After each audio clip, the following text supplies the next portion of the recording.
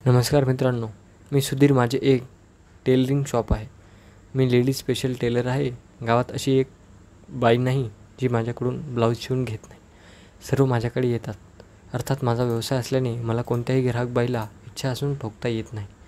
मग काय, माझा बोलला ताट झाला की हाताने उरकतो.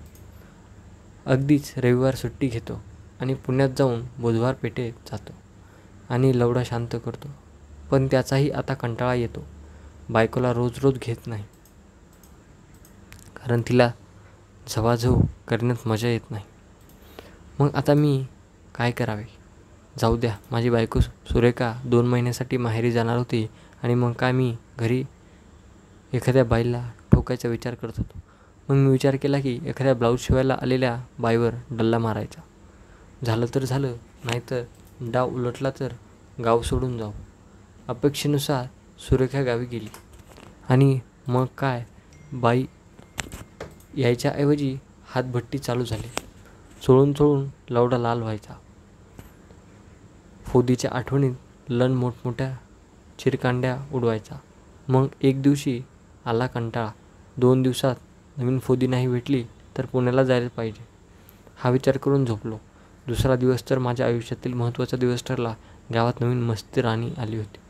तिच्या छोट्या बहिणीसाठी 1 पीस शिवा असं म्हणत होती. मी बाईला म्हटली, बाई, मापासाठी तुमची मुलगी कुठे आहे? ती म्हणाली की ती गावी असते आणि ती माझी मुलगी नाही, मी एकटीच आहे. अर बाई, पतीशी आणि लग्न नाही म्हणजे हा माल आपल्याला मिळेल असं वाटून मी पुण्याला जायचं थांबवलं. बाईला म्हटलं, उद्या या. बाईने मापासाठी ड्रेस आणला होता. त्यावरून मी तिला 24 तासात ड्रेस द्यायचे कबूल केले.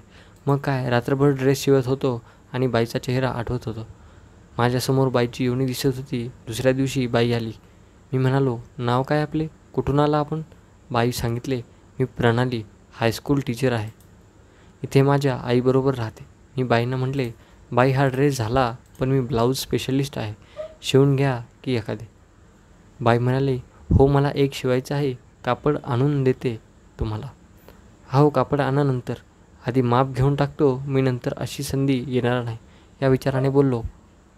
बाई तयार झाली. मी तिच्या बॉलाचे वेगवेगळे माप घेत होतो. उगाच तिच्या बॉलावर बोटे फिरवत होतो. बाईला विचित्र वाटत होते, पण मी जसजशी एक एक स्टेप पुढे करत होतो, बाई कोणतीही हरकत घेत नव्हती. मग काय, मी कंट्रोल सोडून बाईच्या ब्लाऊजमध्ये हात घातला. बाई लगेच मागे सरकली. ती ओरडणार त्याआधी मी तिचे तोंड दाबले. सांगितले, बाई, तुम्हाला पाहिले आणि राहवले गेले नाही. सांगितले, बाई, तुम्हाला पाहिले आणि राहवले नाही. मला माफ करा, बाहेर सांगू नका. बाई रागावली असती तरी हसली, कारण आजपर्यंत तिची योनी भुकेली होती.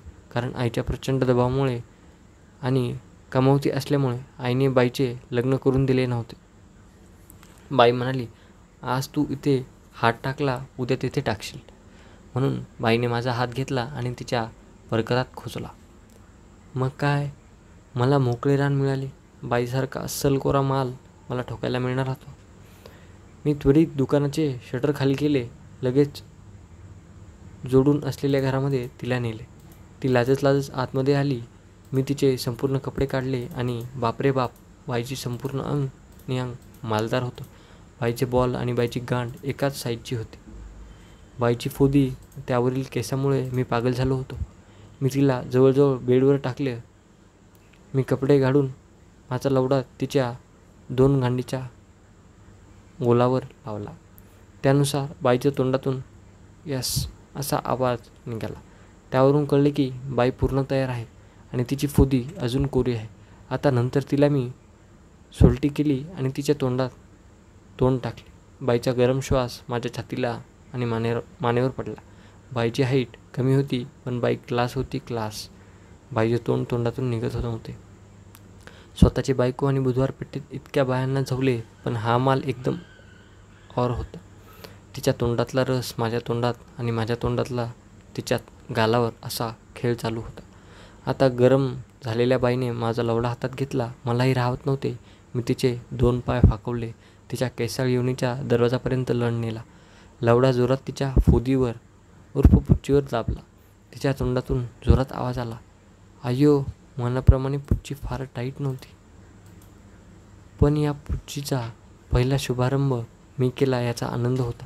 5 मिनिटे तिच्या पुच्चीच्या आत माझा गरम झालेला लवडा आत बाहेर करत होतो. खाली तिची पुच्ची आणि वर तिच्या तोंडात तोंड देऊन मी तिच्या ओठांना हलकेच चावत होतो.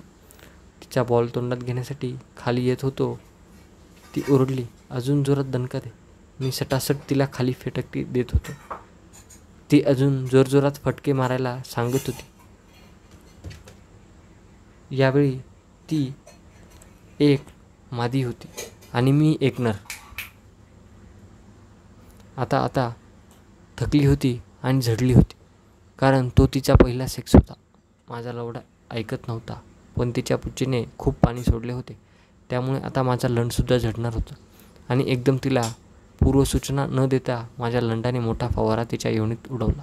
आता मी तिच्या गांडीला माझा लंड लावला आणि डॉगी स्टाईलने गाण मारायला घेतली. तिच्या गांडीत माझा लंड घुसवला. ती "आई गं, दुखतोय रे, काढ बाहेर" म्हणून आरोळ्या मारायला लागली होती. मी मात्र तिच्या गांडीत जोरात फटके देत होतो. आता हळूहळू तिला मजा येत होती. तिची संपूर्ण खाज त्या दिवशी काढायचीच असा माझा इरादा होता. त्याच्या गांडीत विड्याचा दुसरा फवारा सोडला आणि मी शांत झालो. ती म्हणाली, "आज खूप छान वाटले, रोज जवळ जा, मी रोज येईन." लालेलाल झालेला लवडा बाहेर काढत मी तिच्या कपाळावर किस करत म्हणालो, "उद्या परत ये, अजून चांगला सेक्स करता येईल." ती हसली आणि तृप्त चेहऱ्याने उद्या येते म्हणून सांगून निघून गेली. तर मित्रांनो, आजची गोष्ट कशी वाटली नक्की कळवा. व्हिडिओ आवडला असेल तर नक्की लाईक करा, शेअर करा आणि सबस्क्राईब करायला मात्र विसरू नका. धन्यवाद.